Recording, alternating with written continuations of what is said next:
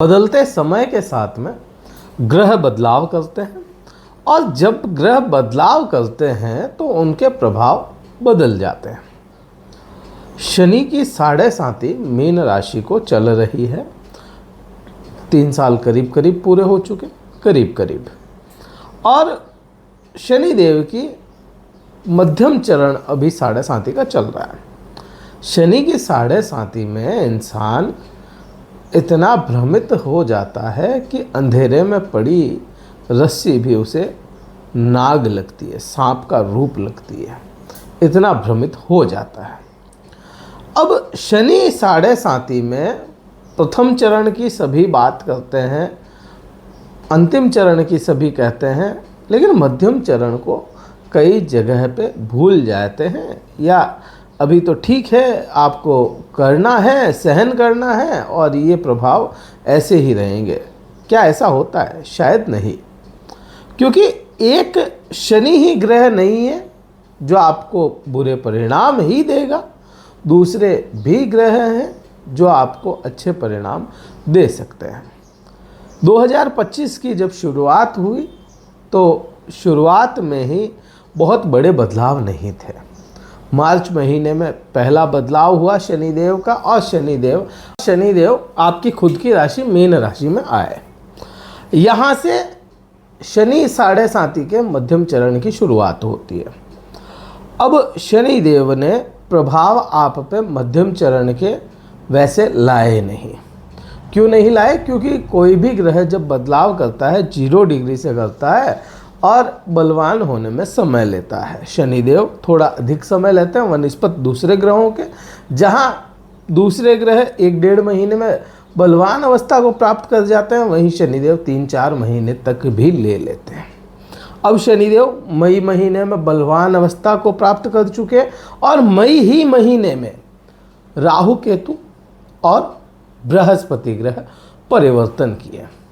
बृहस्पति ग्रह बलवान अवस्था को प्राप्त हो रहे हैं और अगले महीने राहु केतु भी बलवान अवस्था को प्राप्त कर जाएंगे। इन 6 महीनों में जब मैं जून से लेकर के बात करूं दिसंबर तक की, इसमें आप पे शनिदेव के क्या प्रभाव होंगे वो अगर देखें, फिर उसके बाद में बृहस्पति और उसके बाद में दूसरे ग्रहों की बात करते हैं। शनिदेव का प्रभाव आप पे सबसे पहले, क्योंकि यह लग्न में आए हैं, तो यहाँ पे आपको धीमा कर देंगे।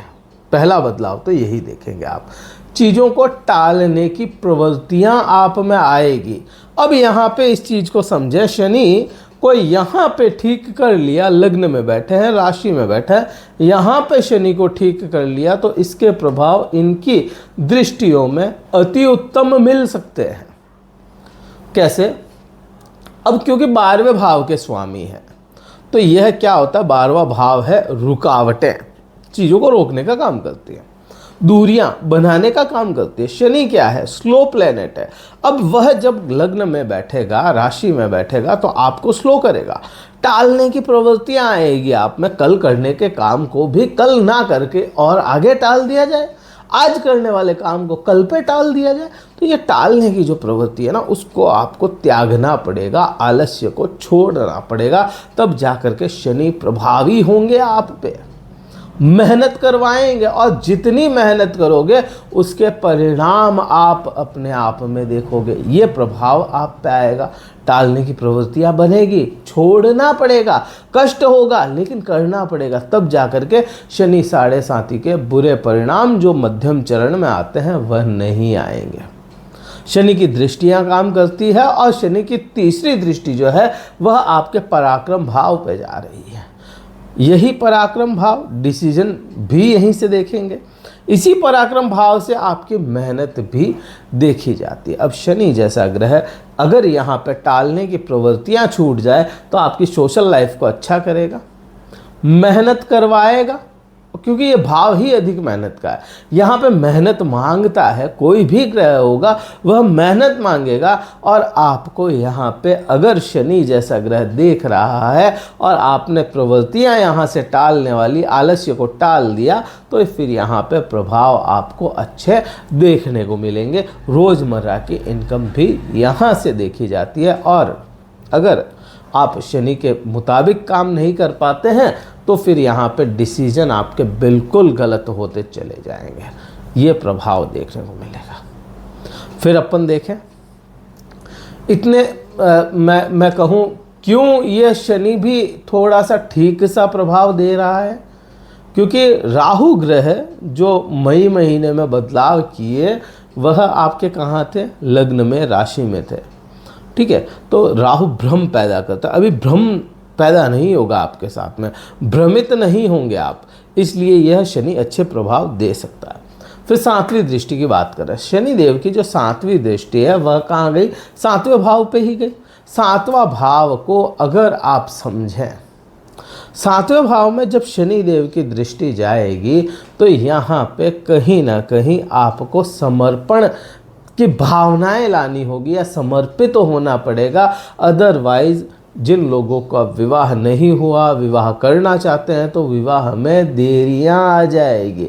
वैवाहिक संबंधों में भी कहीं ना कहीं कटुता देखने को मिल सकती है। ये प्रभाव अपने को समझ में आता है। शनिदेव क्योंकि मित्र तो है नहीं, मीन राशि के लिए मित्र नहीं है, लेकिन प्रभाव यहाँ पे आएंगे इसके शनि के। व्यापार कम हो जाए, चलता व्यापार कमज़ोर पड़ जाए। फिर वही बात, मेहनत समर्पण आप अगर यहाँ पे करते हैं, मेहनत का भाव करते हैं तो प्रभाव अच्छे हैं, व्यापार में वृद्धियाँ हैं। अदरवाइज फिर प्रॉब्लमेटिक समय जाना है। फिर यहाँ से मैं देखूँ, अच्छा ये शुरुआत में मैं शनि का बता रहा हूँ तो पूरा गलत नहीं है, आगे कुछ प्रभाव अच्छे भी हैं, वो भी समझो। अब यहाँ से जो लोग जॉब करने वाले हैं उनकी मैं बात करूं, शनि देव की जो 10वीं दृष्टि है वह आपके 10वें भाव पे जा रही है। 10वें भाव पे शनि देव की विशेष दृष्टि है और इसी भाव के स्वामी बृहस्पति की भी दृष्टि है जो वृद्धियों का कारक है। आपका राशि स्वामी है, आपका लग्न स्वामी। अगर वह कर्म पे देख रहा है तो आपके कर्म भी बढ़ाएगा, क्योंकि उसका बेसिक नेचर बढ़ाने का है, मित्र है इसलिए भी। तो यह प्रभाव आपको देखने को अच्छा मिल जाएगा। करियर को लेकर के यहाँ पे कुछ चीज़ें ठीक होती नज़र आती है। फिर अगेन शर्त वही है, मेहनत मांग रहा है शनि तो मेहनत देनी पड़ेगी। आपसे यहाँ पे आलस्य त्यागने की बात कर रहा है तो त्यागना ही पड़ेगा, तब जा कर के करियर में बहुत अच्छी आपको योग मिलते हैं, अच्छे परिणाम मिलते हैं। अब यहाँ पे मैंने जॉब की बात कही, जो जॉब कर रहे हैं ना उनके लिए तो यह समय बहुत अच्छा हो जाने वाला है। क्यों हो जाने वाला है? क्योंकि केतु जो सेवा को दर्शाता है, केतु है ना, छठा भाव क्या है, छठा भाव आपके लिए रोग ऋण शत्रु होता है, लेकिन यहाँ पे बैठा कौन है, डिटैचमेंट का कारक ग्रह केतु। और केतु क्या कहता है, सेवा करो, निस्वार्थ सेवा करो। तो सेवा को आप इंग्लिश ट्रांसलेट करोगे तो जॉब आएगा, और जॉब देता है केतु यहाँ पे कहीं ना कहीं आपको जॉब में स्टेबल करने के योग बनाता है, जॉब स्विच करने के। और वो ऐसे कोई आपके वो चल रहा था मन में, तो वह अक्टूबर महीने से दिसंबर के बीच में 2 महीने का एक टाइम पीरियड होगा जहाँ पे बृहस्पति उच्च के होंगे, उस समय जॉब स्विच करवाने के भी योग यह बनाएगा। ये तो शनि की बात हो गई। बात बृहस्पति और राहु की एक साथ करें।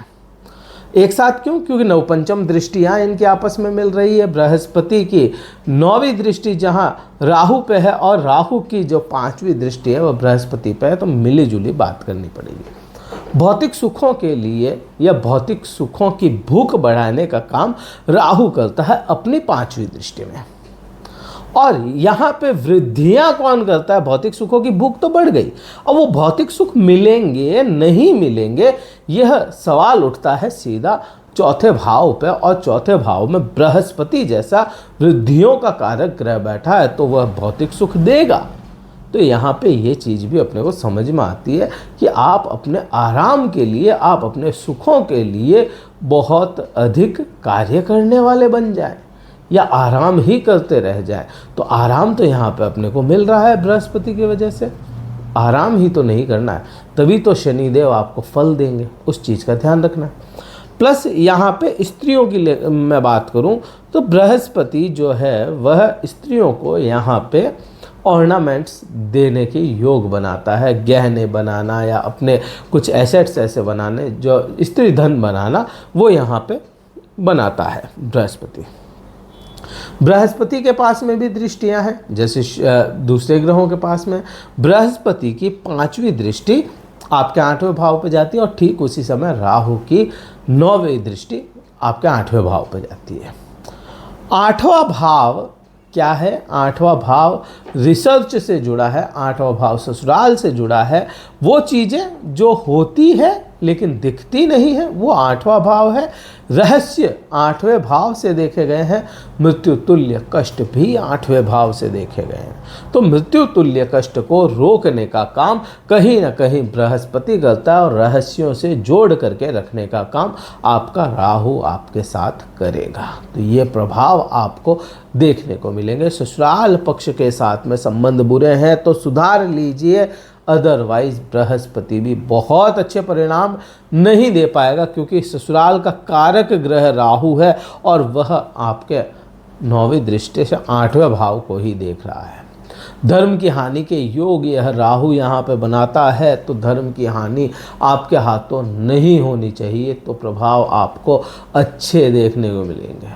बात यहाँ पे मैं 7वीं दृष्टि बृहस्पति की कर चुका और राहु की 7वीं दृष्टि जो केतु पे जा रही है वो भी मैं बता चुका।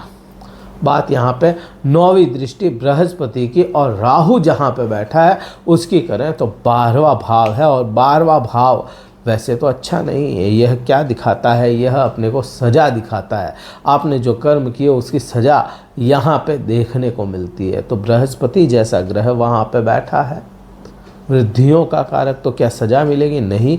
यह भाव केवल सज़ा नहीं दिखाता, यह भाव न्याय भी बताता है। यही भाव आपको विदेश की यात्राएं भी बताता है, यही भाव आपको धार्मिक यात्राएं भी बताता है। लंबी दूरी की यात्राएं यहाँ से देखी जाएगी, हॉस्पिटल के खर्च यहाँ से देखे जाएंगे और यहीं से शैया का सुख भी देखा जाएगा। पति पत्नी के आंतरिक संबंध भी यहाँ से देखे जाएंगे। तो यहाँ पे पति पत्नी के आंतरिक संबंधों में सुधार देखने को मिलता है, यहाँ पे शैया का सुख देखने को मिलता है।